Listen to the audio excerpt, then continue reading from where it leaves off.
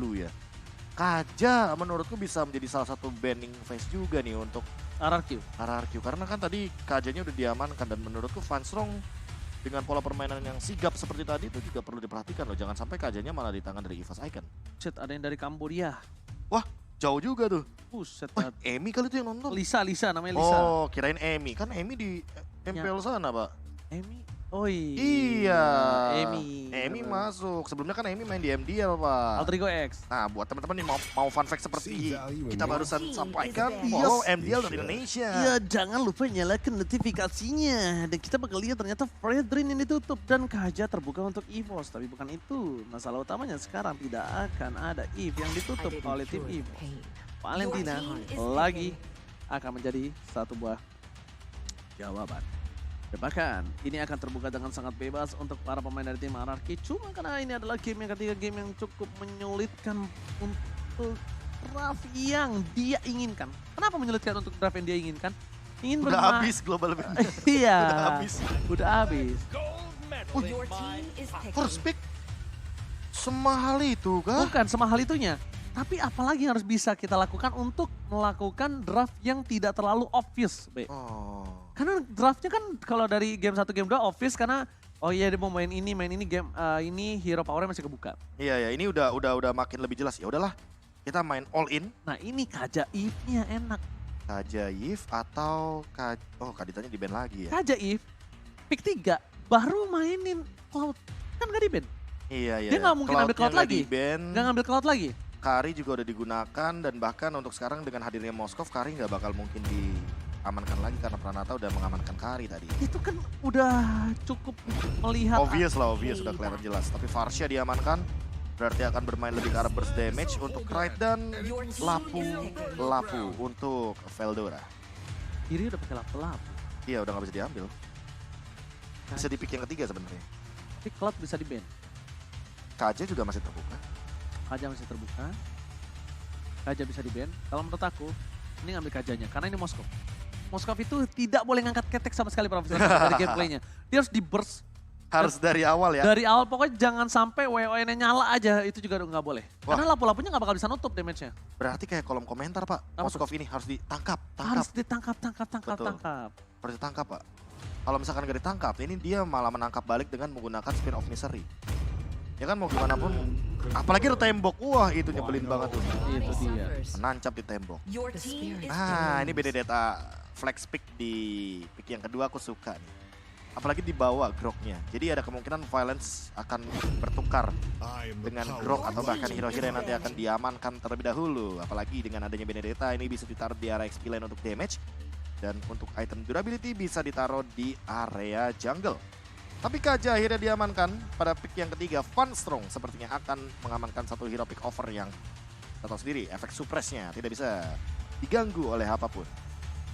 Tidak bisa diganggu oleh apapun. Dan bahkan kalau misalnya ini ada satu pemain dari Doma yang belum bisa didapatkan oleh... Satu pemain dari Doma? Satu hero yang belum didapatkan oleh seorang Doma. Betul sekali. Brody bisa... Ntar dulu nih masalahnya main assassin apa enggak nih? Itu hero power di Doma juga. Iya, tapi feeling gue gak tahu kenapa ya. Mendingan kasih si Doma ini hero terakhir. Karena kalau misalkan nih hero keempat, takutnya nih Benedettanya bener-bener di flex pick. Jadi bukan di area jungle, tiba-tiba dia ditaruh di area XP lane kan sakit juga tuh kalau misalkan tiba-tiba di stun balik pakai Unhive. Gue lupa tadi kan ngepost MDL buat kalian yang nonton swipe up. Terus gue lupa kasih link. Dimarahin gue. Swipe up apa titik-titik, nggak ada swipe upnya. Sabar ya. Gak bisa gue sebutin, bahaya. Sabar, makanya sabar. Maaf guys, namanya juga orang ini. Saya mau ngepost juga. Suka lupa saya. Oke. Dengan ada permainan yang sudah terlihat tidak mau diinvasi di area backline dari tim EVOS. Mereka telah menutup bahkan 3 hero ke arah backline, Profesor KB. Nih hitungannya udah bener-bener dipotong nih biar kalau mau tabrak sekalian. Berarti kalau misalkan groknya tadi kan udah kelihatan sama Benedetta. Aku malah mikir kok Ruby ya ini yang bakal diamankan sama Violence. Iya. Hero power ya. Hero power, karena mau bagaimanapun kalau kita ngomongin soal satu sosok Ruby, karena memang kebetulan ada Kaja, itu masih bisa dibalikin loh gamenya. Alright, dan bahkan kita bisa melihat juga kalau seorang Veldora ini tadi dengan head to head dengan siapa? Siapa? Ini sampingnya Don. Don. Itu cukup unggul ya. Iya. Cukup unggul ya. Sebenarnya bisa dibilang sangat-sangat unggul sekali kalau kita ngomongin soal bagaimana kehadiran dari Don dengan hero-hero yang cukup unik sebenarnya. Apalagi dengan membawa Hilda EXP. Jujur Hilda EXP bukan pertama kalinya muncul di sini sih di MPL. Dari M4 juga udah sempat muncul sebenarnya beberapa kali. Dan ada obrolan-obrolan juga ke arah sana. Karena power dari Hilda EXP kan ketika nanti levelnya lebih cepat didapatkan otomatis burst damage dari pasif yang logo kambing itu Pak. Logo kambing, logo domba.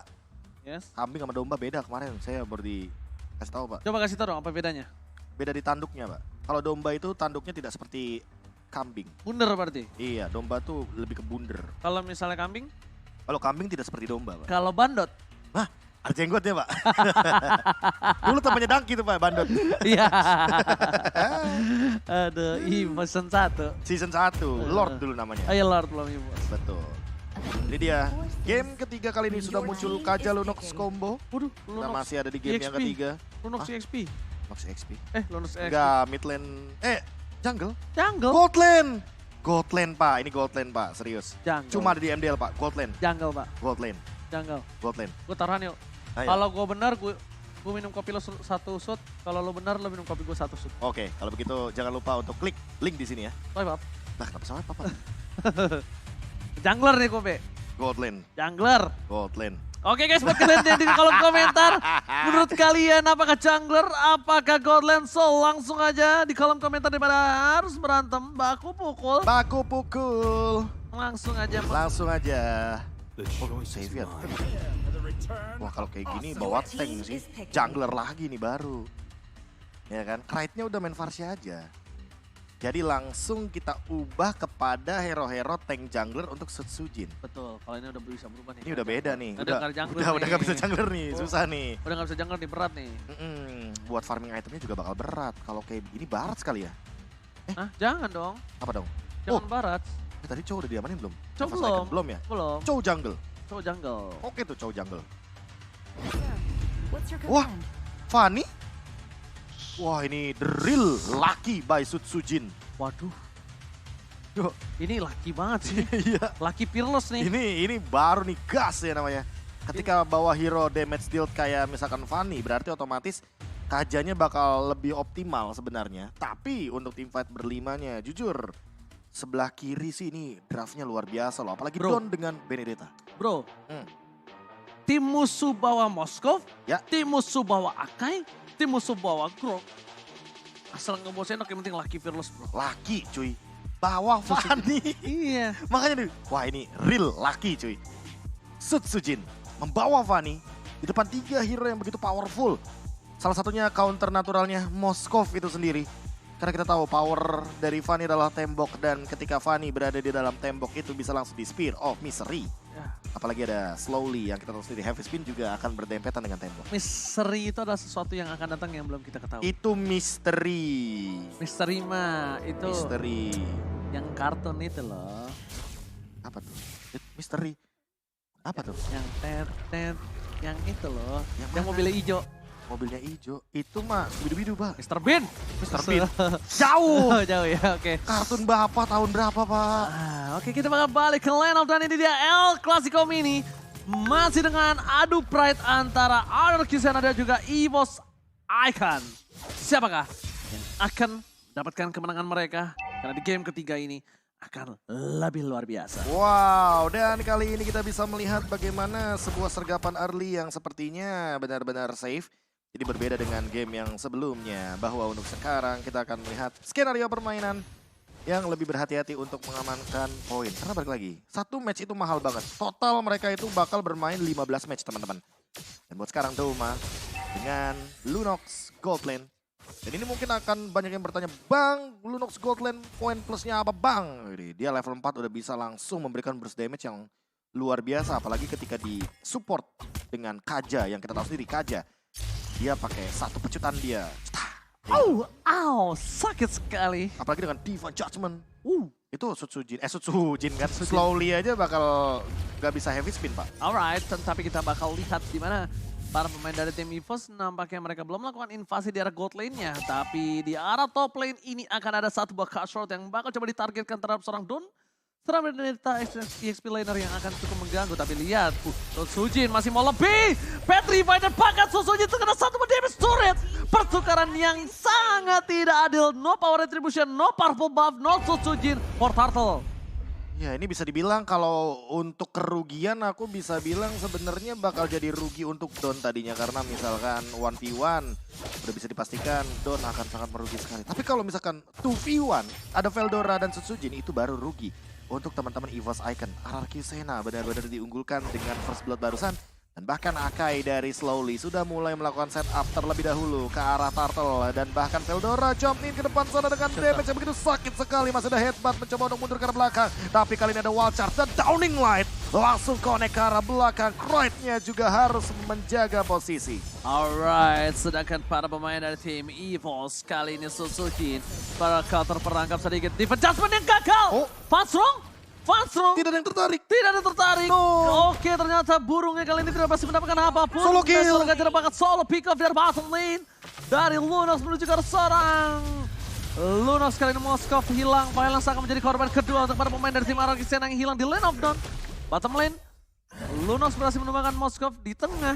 Violence bahkan hilang dan Downing Light yang masih belum menjadi salah satu jawaban untuk para pemain dari tim RRQ Sena. Dan bahkan ini berbeda kasusnya dengan Krite.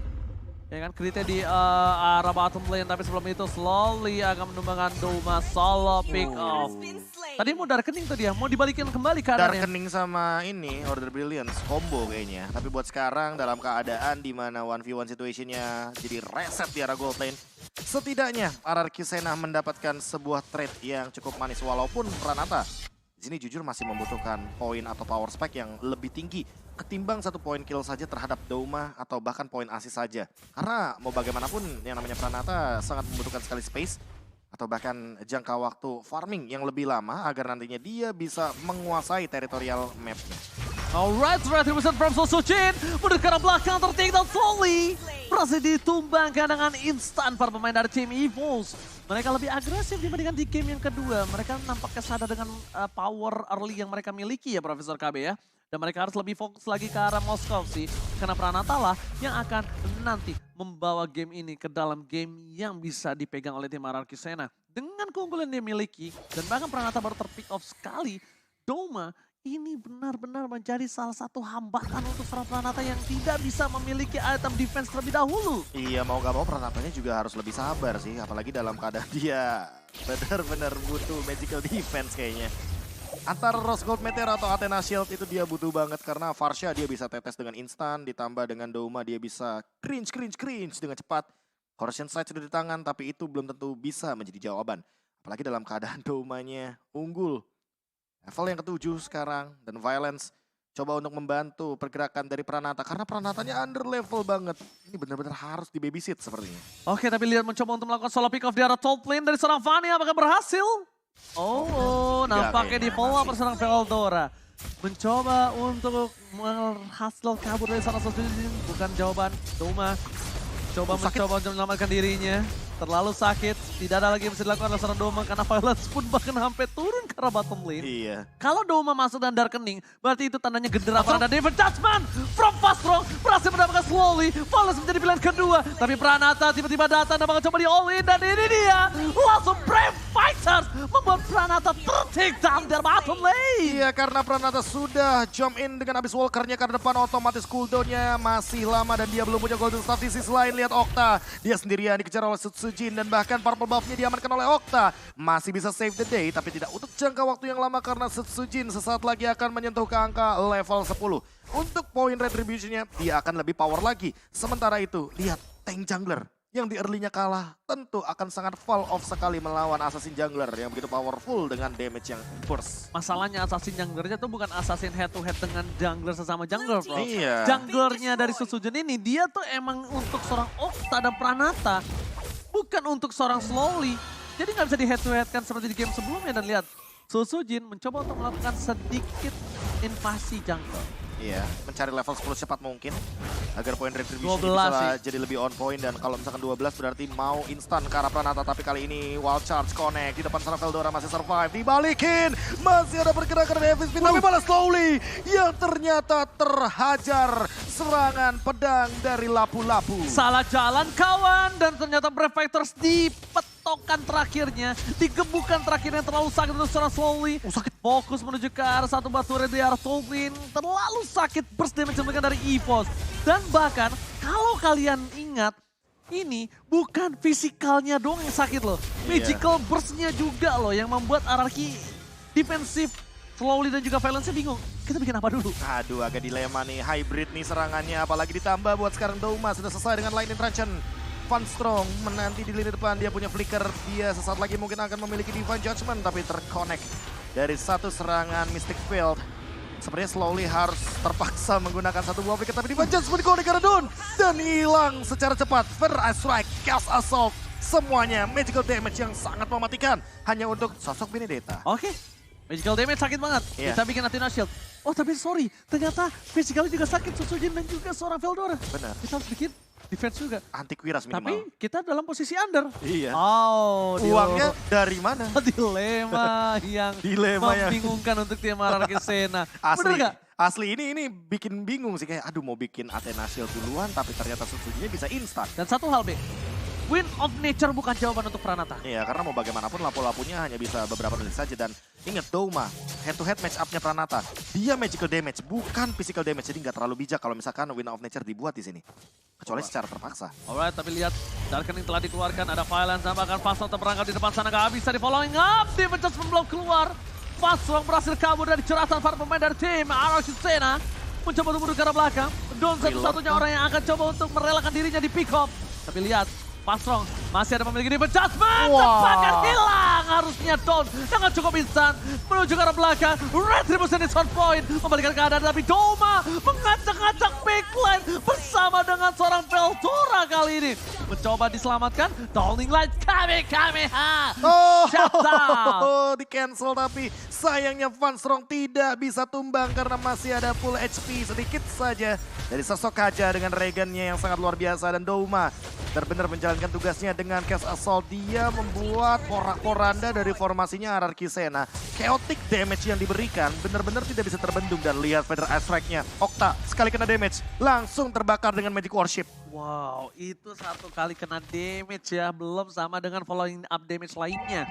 Dan bahkan Okta adalah hero jalan kaki. Benar. Dan dia modalnya flicker di sini. Ingat, satu kali flicker digunakan sudah bisa dipastikan ini Veldora akan jump in ke arah lini belakang, atau jangan-jangan Douma dengan Douma Didinya nanti. Oke, Douma Didi. Apakah akan keluar, tapi nampaknya mereka ingin lebih melapatkan satu buat solo kill di arah bottom lane atau seorang Don. Fokus ke arah base turretnya. Tidak ada Sutsujin nggak masalah, karena powernya bukan di Sutsujin. Powernya adalah di Krita dan juga Douma. Lasara Feather Eye Strike untuk ke arah belakang dari Van Strong. Belum berhasil mendapatkan satu Divine Judgment. Tidak ada pasif turret. Tidak ada pasif turret. Dan itu harus dipikirkan kembali oleh tim dari RRQ Sena. Oke, pressure masih benar-benar diberikan oleh EVOS Icon. Mereka tidak mengendurkan serangan, dan bahkan untuk sekarang Sutsujin sedikit memberikan ancaman. Tapi purple buff-nya muncul kembali, yang artinya dia harus memilih untuk mundur terlebih dahulu. Mid lane juga udah nggak punya pasif untuk turretnya. Bottom lane juga sudah tidak memiliki pasifnya lagi. Sehingga untuk saat ini EVOS Icon bisa menyerang dari 3 lini yang berbeda. Dan sebentar lagi ini dia level 15 Sutsujin. Retribution-nya udah maksimal, damage-nya juga makin lebih tajam. Apalagi dalam keadaan itemnya dia full item penetration, dia mau Blade of Despair kayaknya. Itu BOD sih deh. Fix Iya, gak sih? kan udah Malefic soalnya. Iya, fix gak sih? Fix. Tancap sekali Pranata helang. Iya. Dan bahkan Pranata langsung bikin ke arah Silent Rob dia. Iya, dia mau nggak mau harus bikin Athena Shield duluan, karena kalau misalkan dia nggak punya Athena Shield, Douma loncat sekali dengan menggunakan Chaos Assault, dia bisa langsung burst, dan lihat itu Violence langsung tumbang, begitu saja Mega Kill diamankan tanpa adanya cover. Begitu juga dengan Don yang kali ini terkena sedikit dari Steel Cable, dan bahkan Sutsujinya masih mampu untuk mundur. Real lucky dari Sutsujin. Lucky Fearless, tapi kali ini para pemain dari tim EVOS Icon, mereka mencoba untuk menabrak ke arah base dari arah mid lane-nya. Veldora berada di garis depan, mencoba untuk menginjak satu buah sentry yang bukan miliknya. Tapi Veldora mencoba untuk melakukan sedikit clear minion dan bahkan mendobrak secara slowly untuk mundur. Jangan mendekat, saya sudah mandi. Ini dia nih perlahan-lahan tapi pasti. Oke, Magic Sentry. Oh enggak jadi. Mereka melihat ada 10 detik lagi sebelum Lord yang selanjutnya. Sepertinya RRQ sana merencanakan sesuatu. Tapi ingat, ada perbedaan level yang begitu jauh dari Sutsujin dan juga dari Slowly-nya. 4 level yang menurut ini tidak bisa dengan cepat bisa diadau. Freestyle dulu bos sedikit dan bahkan lihat instan Lord dan refleksnya. bahkan hampir aja ada tombak Sumatera yang mencoba untuk mendapatkan Lasit itu kalau dia maju dikit Lasit tahu itu tombaknya B. Iya. Karena darahnya pas. Dan itu kan sekarang serangannya area of effect kan. Jadi belakangnya tuh tetap kena gitu loh. Kayak Iya. pasif Moskovnya juga. Persis kayak tombak Persis. basic attack. Kayak basic attack. Dan untuk sekarang lihat, Holy Crystal dari Douma. Jadi lebih pedes lagi magical damage-nya. Kaget. Dan bahkan ini nggak bisa ditanam Athena loh. Kalau dia udah pakai Iya. itu dia nggak bisa ditanam pakai Athena. Betul sekali, apalagi levelnya dia 13. Jadi sekitar 33% magical damage bonusnya akan didapatkan.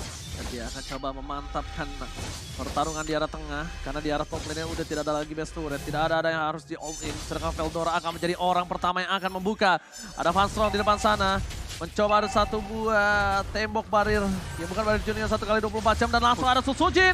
Memancing heavy spin. Sutsujin ter-take down. Shutdown berhasil didapatkan. Tapi best turret menjadi pilihan utama para pemain dari tim EVOS Icon Dawn.